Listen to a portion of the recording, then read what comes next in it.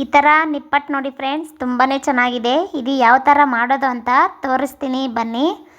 1 ಕಪ್ಪು ಕಡಲೆಬೀಜ ತಗೊಂಡಿದ್ದೀವಿ, 1 ಕಪ್ಪು ಹುರ್ಗಡ್ಲೆ ಕಡಲೆಪಪ್ಪು ತಗೊಂಡಿದ್ದೀನಿ.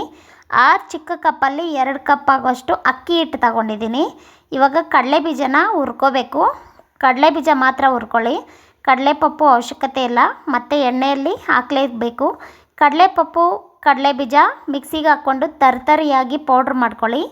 ಆಮೇಲೆ ಒಂದು ಬೌಲ್ಗೆ ಹಾಕ್ಕೊಂಡು, ಆಮೇಲೆ ಅಕ್ಕಿ ಹಸಿಟ್ಟು, ಖಾರದ ಪುಡಿ ಮತ್ತು ಜೀರಿಗೆ, ಸಣ್ಣದಾಗಿ ಕಟ್ ಮಾಡ್ಕೊಂಡಿರೋ ಕರಿಬೇವಿನ ಸೊಪ್ಪು ಹಾಕ್ಕೊಂಡ್ರೆ ತುಂಬಾ ಟೇಸ್ಟ್ ಇರುತ್ತೆ ನಿಪ್ಪಟ್ಟಿಗೆ.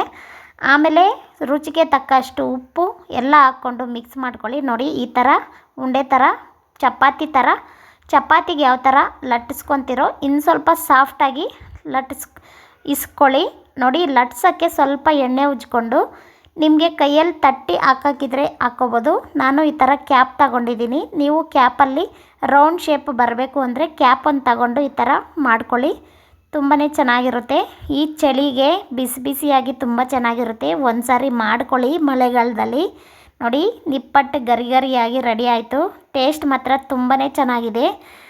ಇಷ್ಟ ಆಗಿದರೆ ಮಾತ್ರ ಲೈಕ್ ಮಾಡಿ ಫ್ರೆಂಡ್ಸ್. ಹಾಗೆ ನಮ್ಮ ಚಾನಲ್ ಸಬ್ಸ್ಕ್ರೈಬ್ ಮಾಡಿಕೊಂಡು ನೋಡಿ. ಓಕೆ ಫ್ರೆಂಡ್ಸ್, ಬಾಯ್ ಬಾಯ್. ನೆಕ್ಸ್ಟ್ ವೀಡಿಯೋದಲ್ಲಿ ಸಿಗ್ತೀನಿ.